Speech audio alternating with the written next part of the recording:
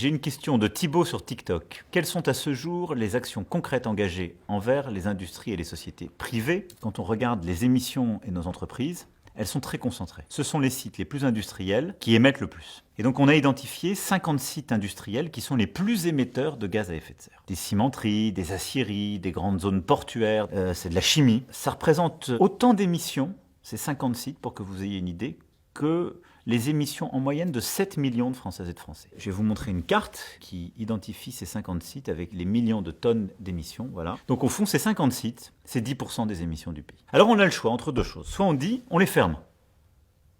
Simplement, il y a des Françaises et Français qui travaillent sur ces sites. Ce qu'ils produisent, on en a besoin, nous, pour vivre, pour nous déplacer, acheter des véhicules. Donc si on répond à ces émissions par, au fond, simplement de la punition et qu'on va vers la fermeture de ces sites, on va créer du chômage, on va enlever de la richesse, et c'est pas compatible avec le financement de notre modèle social, et c'est pas cohérent parce qu'on va importer ce qu'on va fermer là, donc on laissera faire des émissions ailleurs. La bonne réponse, eh bien, c'est de les aider à se moderniser et à accélérer leur transition écologique. C'est pour ça que, en fin d'année dernière, j'ai réuni ces 50 sites à l'Élysée pour leur proposer un grand projet qui est de diviser par 2 leurs émissions en 10 ans. Les émissions sur vos 50 sites, c'est environ 43 millions de tonnes de CO2. Il faut qu'on les baisse à horizon 10 ans de 20 millions de tonnes de CO2. Ils ont 6 mois pour s'engager. Je leur ai d'ailleurs dit, si vous savez aller encore 2 fois plus vite, moi je suis prêt à faire 2 fois plus pour vous y aider. On y va, il faut aller encore plus vite et plus fort. Il y a aussi d'autres moyens de faire bouger les entreprises. Parfois, on doit interdire en donnant des échéances. C'est ce qu'on a fait pour les produits comme le café, le cacao, l'huile de palme. C'est de se dire quand des produits viennent sur notre marché, sont utilisés